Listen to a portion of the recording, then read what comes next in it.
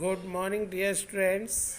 Today I am going to explain one of the most important topic of this chapter, hierarchy of classification of organism. Let's start the topic taxonomic hierarchy.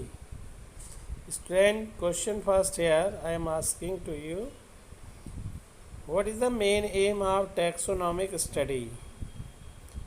Taxonomic study का मुख्य उद्देश्य क्या है? Answer here to assign organism an appropriate place in a systematic framework of classification. कोई भी organism जिसका हम classification कर रहे हैं उसको क्लासिफिकेशन के एक सिस्टमैटिक फ्रेमवर्क में जगह देना ही टैक्सोनॉमिक स्टडी का उद्देश्य है, एम है। Like human being, the species of human being is sapiens, genus Homo, family Hominidae, order primates, class Mammalia, phylum Chordata, kingdom Animalia. Students, in this way we can assign the position or place of human being in framework of classification. Student, next question here, what is taxonomic hierarchy? The answer here, the framework by which taxonomic groups are arranged in definite order from higher to lower categories is called taxonomic hierarchy. Student, in another word, we can say that a systematic framework of classification to assign organism an appropriate place is called taxonomic hierarchy. Taxonomic hierarchy student एक systematic framework है classification का, जिसमें organism को एक appropriate place assign की जाती है। इसी प्रोसेस को हायरार्की कहा जाता है। It is used for taxonomic study. इसका यूज टैक्सोनॉमिक स्टडी में किया जाता है। The taxonomic group are arrange in different definite order from higher to lower categories. और जो टैक्सोनॉमिक ग्रुप्स होते हैं वो एक डेफिनिट ऑर्डर में अरेंज किए जाते हैं, वो भी हायर से लोअर कैटेगरीज की तरफ। There are 7 categories used in the classification of animals. They are kingdom, phylum or division, class, order, family, genus and species.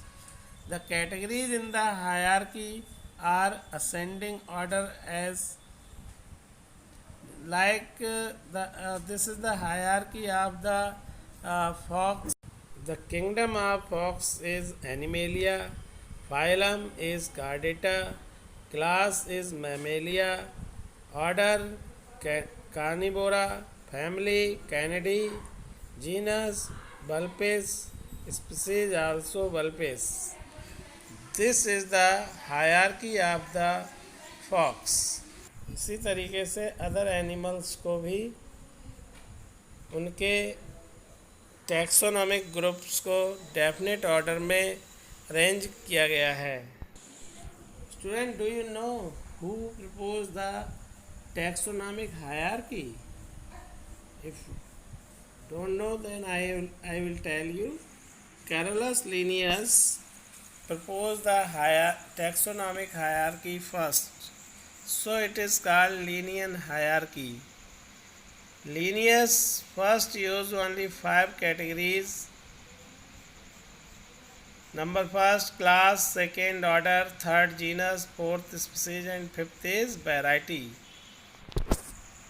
Student, जो टैक्सोनॉमिक हायरार्की कैरोलस लिनियस ने प्रपोज की थी उसमें कुछ चेंज किए गए हैं।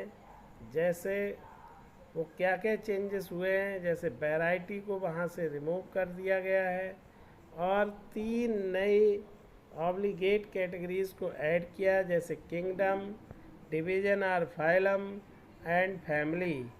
these three categories are added and one category of lineage is removed. So, in modern taxonomic hierarchy, there are seven categories, taxonomic categories are present. These are as follows: kingdom, division or phylum, class, order, family, genus, species. So, in this way, you can understand the different taxonomic categories of taxonomic hierarchy of classification of organism.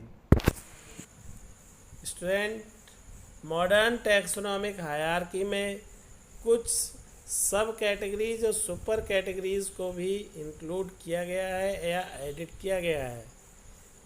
They are called intermediate categories. इनको intermediate categories कहा जाता है. Like sub kingdom, super phylum या super division, sub division, super class या sub class, super order, sub order या super family, sub family, tribe, sub species, variety etcetera. These are the intermediate categories. Now student, question here, what is tribe? Student, tribe is an intermediate category. ये एक intermediate category है जो सब family और genus के बीच में आती है. एनिमल किंगडम और प्लांट किंगडम में लोएस्ट कैटेगरी स्पीसीज होती है और हाईएस्ट कैटेगरी किंगडम होता है. स्टूडेंट, टैक्सोनॉमिक हायरार्की में कैटेगरीज को एक असेंडिंग ऑर्डर में रखा जाता है. जब हम नीचे से ऊपर की तरफ जाते हैं तो हमेशा नीचे की तरफ लोएस्ट रैंक होती है और ऊपर की तरफ जो है हाईएस्ट रैंक होती है. लोएस्ट रैंक पे स्पीसीज को रखा गया है जबकि हाईएस्ट रैंक पे किंगडम को रखा जाता है. As we go from lowest rank, that is species, toward kingdom, the number of similar character decreases. जब हम लोएस्ट रैंक से स्पीसीज से और किंगडम की तरफ मूव करते हैं तब जो सिमिलर करेक्टर्स होते हैं ऑर्गेनिज्म के वो डिक्रीज होते चले जाते हैं जबकि नीचे आने पर सिमिलर करेक्टर इंक्रीज होते हैं. स्टूडेंट, अगर आपसे कोई पूछे कि what is the name of taxonomic category which has real existence, so answer is here species, and other like genus, family, order, class, kingdom, phylum, etc. these are man made. they have no real existence. इनका कोई real existence नहीं होता है. इसीलिए इस चीज़ को classification का एक बेसिक यूनिट कहा जाता है. So student, species is regarded as basic unit of classification. Next question है student, what is taxon? Taxon क्या होता है? तो the word taxon signifier taxonomic group of any rank which represent the real biological organism including in a category. किसी भी category में जो real biological organism होते हैं उसी रैंक की टैक्सोनॉमिक ग्रुप को टैक्सॉन सिग्निफाई करता है. जैसे मेज़, अगर मैं कहूँ मेज़, MAYS, तो ये एक स्पीसीज है. रोजेस तो ये जीनस है. ग्रासेस तो ये एक फैमिली है. कोनीफर ऑर्डर है जिसमें बहुत सारे लिविंग बीइंग्स आएंगे. डाइकॉट्स क्लास है. सीड प्लांट एक डिवीजन है. तो यहाँ पे maize, roses, grasses, conifer, dicot, seed plant, these are the taxon.